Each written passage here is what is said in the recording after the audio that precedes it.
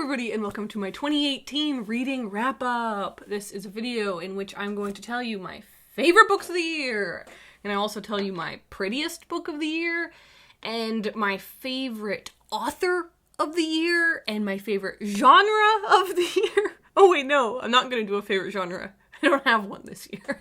I traditionally do my most disappointing book of the year, and I've decided to hard cancel that. It's never gonna happen again. And this is, some people might say this is my stand against clickbait culture in booktube, but you know, whatever. Let's move on. So, my, first, I always start these videos off by telling you some of my highlights, like bookish highlights of the year, cool things that I got to do.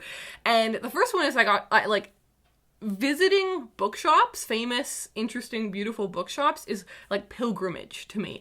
And this year I got to go to Powell's in Portland, which was awesome. It's a beautiful bookstore. I found it quite expensive.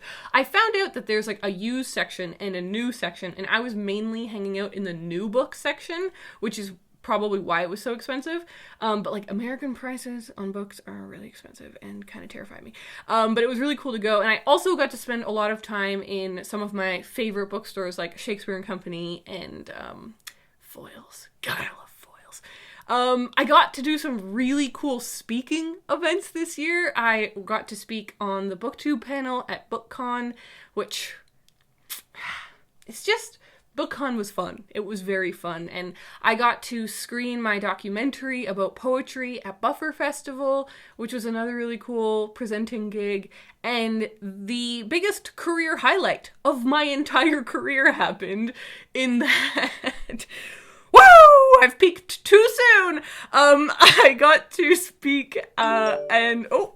Let me just mute that. Harshen my buzz. I got to speak at the Wired conference in Japan, the Next Generation conference, and I did a talk on reading, and it was really awesome.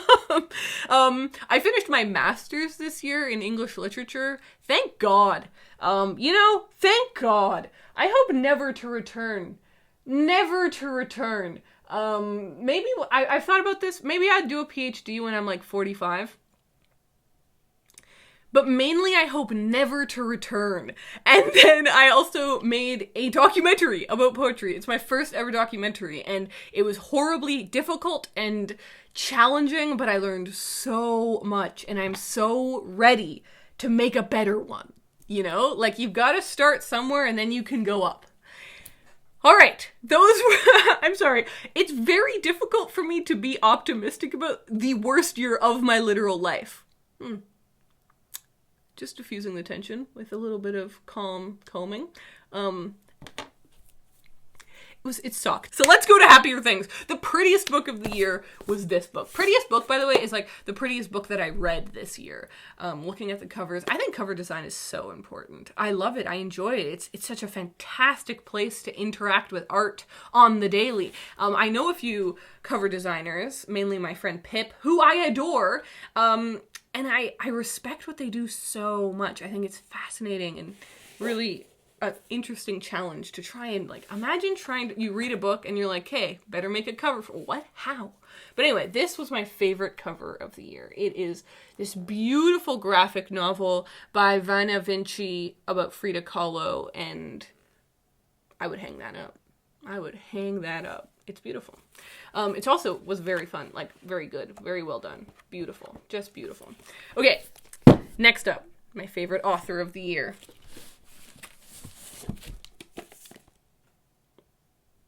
Damn it. There it is. Sheila Heti. Sheila Heti was my favorite author of the year. Just because when I read her book, it really inspired my own writing. Do you know what I mean? So, like, I only read one book by her this year. She must have other books, right? That's probably, yeah, you know what? Over here. She's the author of 7 books, in fact, including the novel How Should a Person Be? So I should really check out more of her books, but when I read this book, Motherhood, I was blown away, and it inspired me to be bold with my writing, to be bold with the themes that I write about, and to be experimental with the writing style. So I really respect her. I got to see her speak at the Giller Prize, one of the Giller Prize events here in Ottawa, and it was amazing. She's fantastic. So, favorite author, I'm so inspired by her, she's cool. And finally, I'm going to tell you my 3 favorite books of the year. 3 because, like, every year, I don't choose a specific number. I'm not like, I'm going to tell you my top 5 or my top 10 or whatever. I'm just like, whatever my favorites were. And sometimes there's 5. Sometimes I think one year there was 7. This year there's 3. I had a really bad reading year, to be honest, and I blame it 100% on my masters. The masters ruined everything.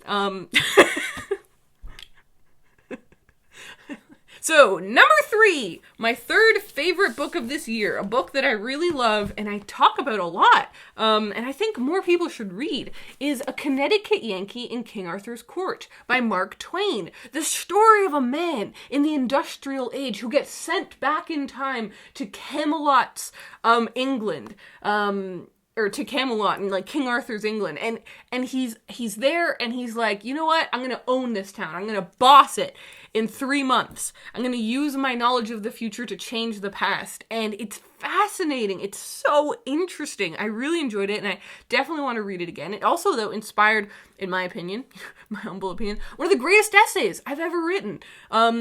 It made me think, it really pushed me to think, and it was also, though, just really fun and funny. So, I really enjoyed this one.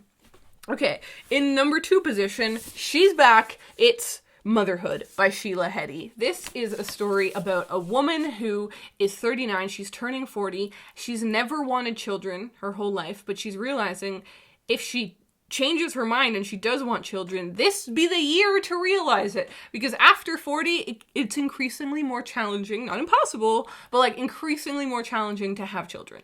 And oftentimes not recommended. So she's kind of like, if I want to have a child, I need to have it now. And I've never wanted one, but I'm kind of feeling like maybe I was wrong. And now I'm stressed. And so I'm going to work through these thoughts for a year.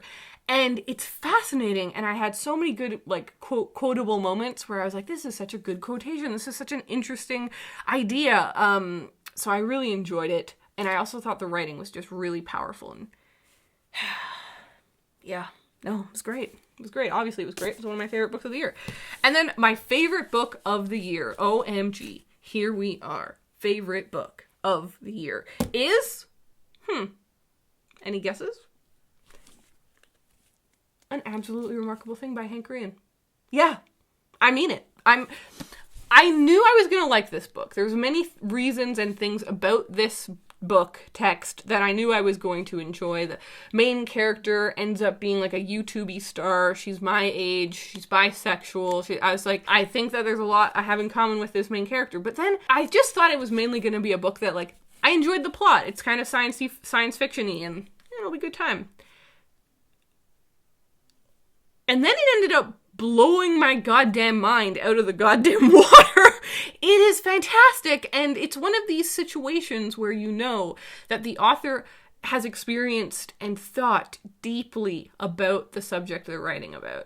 Similar to, like, and I may obviously make the connection because it's Hank Green, but like similar to how Turtles All the Way Down feels like such a deeply personal book that only John Green could have written, or only someone with OCD could have written. That's how I feel about this book. Only Hank Green or a YouTuber could understand what marginal fame is like. And it's so, reading these passages and getting to know April and understanding her decisions, they all made perfect sense to me. And it's that funny thing that people always say, like, I felt so seen. I did. I felt seen. I felt heard. I felt represented. One of the things that I write a lot about when I write stories and stuff is the stress of having an online following and like how that can really mess up your mind. And he did it so well, and he did it in a unique, weird, special way, but there's so many moments in this where I was just like, yep. And I can't even tell you how many times I've been talking to someone, and I'm like, wait, I have a quote. I need to quote something. And then I'd rush off and get the quotation from this book and be like, let me read this to you, because it was just perfect. I loved this book. I'm going to do a podcast episode of it. And hopefully of this book too.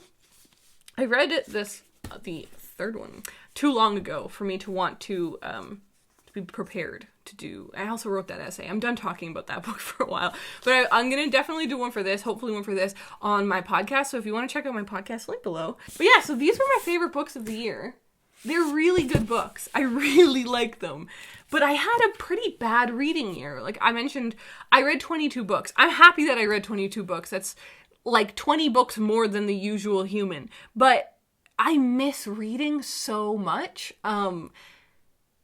Reading is really important to me. I really believe in it. I really find it beautiful and powerful and educational and interesting and funny and escapist and et cetera, et cetera, et cetera, et cetera.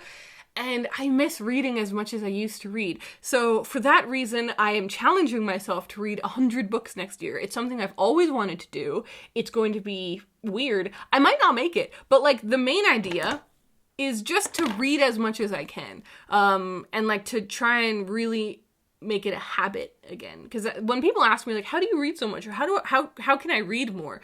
The honest thing I always say is just, you need to make it a habit. It just needs to become a habit. Right now you watch a lot of TV because that's your habit. When you're bored, your mind thinks, what do we usually do when we're bored? We watch TV. And so that's what your mind does. And so if you just want to read more, then you just have to train that habit and give your mind reading as an option for when you have free time. And I've really fallen out of that because of school and other things. So I'm taking it back. All right, let's end this. Thank you so much for a bizarre 2018. I hated this year, but there was highlights, and hanging out with you was one of those highlights. Thank you so much to my patrons for supporting me this year. It's been an unbelievable source of relief and joy to me to feel the support of the people that watch my stuff, and I'm so excited to create stuff for you in 2019. 2019 is going to be goddamn insane. I've tried to explain this to people. I was like, no, you don't understand. I was so miserable in 2018 that my only option is to make 2019 effing insane. So it's gonna be amazing, and I cannot wait to share the ride with you. All right. Thank you so much for this. Just one last comb. Yeah. Yeah, okay, nailed it. I'll see you guys.